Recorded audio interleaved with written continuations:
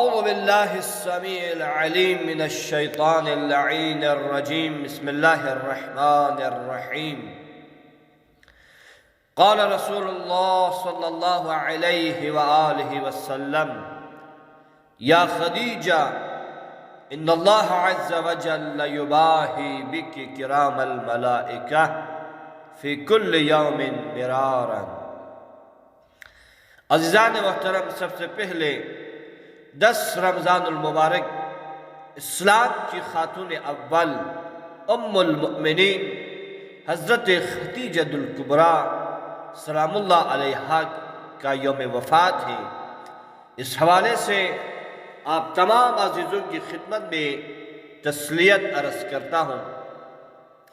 چنانچہ اسی حوالے سے پیغمبر گرامی اسلام کا ایک معروف و مشہور حدیث، جس میں آپ نے حضرت خدیجہ کی قدر و منزلت بیان کرتے ہوئے ارشاد فرمایا: اے خدیجہ، تم خدا کے سامنے بہت عزیز ہو، بہت پیاری ہو، کیونکہ پروردگار عالم ملائکہ کے سامنے، فرشتوں کے سامنے دن میں کئی بار یہ فخر و مباحات کرتے ہیں کہ روئے زمین پر خدیجہ جیسے کنیز ہیں۔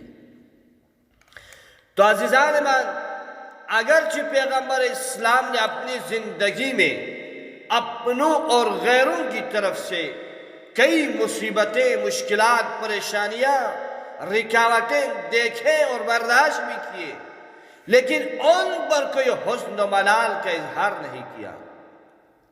لیکن پیغمبر اسلام کی زندگی میں 2 پریشانیاں ایسی آئی جس کو آپ برداشت نہ کر سکے، ان کے اوپر آپ نے حزن و ملال و غم و غصے کا اظہار کیا۔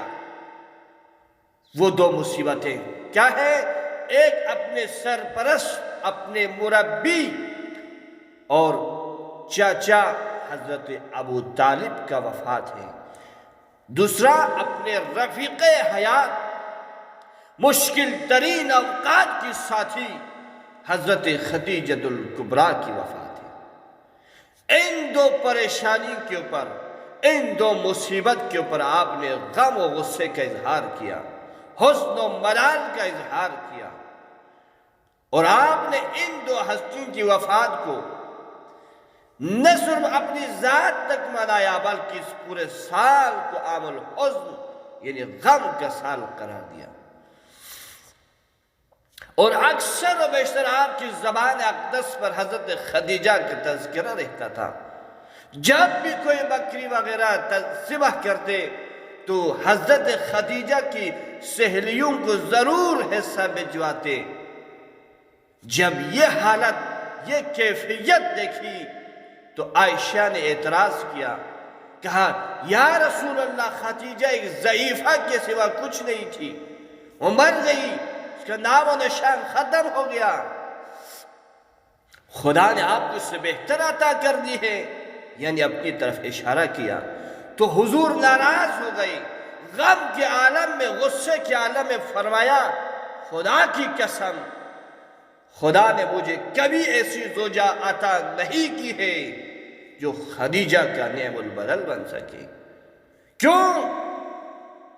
لقد آمنت بی اذ کفر الناس وآویتنی اذ رفضنی الناس وصدقتنی حین کذبنی الناس وأعاننتنی علیہ بمالہا۔ فرمایا خدا کی قسم، خدیجہ جیسا کوئی اس کا نعم البدل نہیں بن سکتا، کیونکہ خدیجہ نے اس وقت مجھ پر ایمان لے آئی جب لوگ کفر اختیار کیے ہوئے تھے، اس وقت مجھے پناہ دی جب لوگوں نے مجھے ترک کر دیا تھا، اس وقت میری تصدیق تھی جب لوگ مجھے جھٹلا رہے تھے۔ تو عزیزان من، حضرت خدیجہ وہ ذات ہے جس کی تعریف خدا نے کی ہے، جس کی تعریف رسول اللہ نے کی ہے، اور آج یہ دین ہم تک پہنچے ہیں وہ انہی دو ہستیوں کی مرہون منت ہیں. ایک رسول اللہ کی جد و جہد اور سعی تلاش اور کوشش ہے، اور دوسرا حضرت خدیجہ کی راہ خدا میں دی جانے والی مالی قربانی کا نتیجہ ہے. لیکن افسوس کا مقام ہے کہ مسلمانوں نے اس محسن اسلام کو ہی بلا دیا ہے. کیوں بلا دیا ہے؟ اس کی وجہ بھی یہ ہے کہ اگر حضرت خدیجہ کو یاد رکھیں گے تو حضرت زہرا کا بھی تذکرہ ہوگا. اس لیے حضرت زہرا کی ضد میں آ کر حضرت خدیجہ کی عظیم قربانی کو فراموش کر دیا.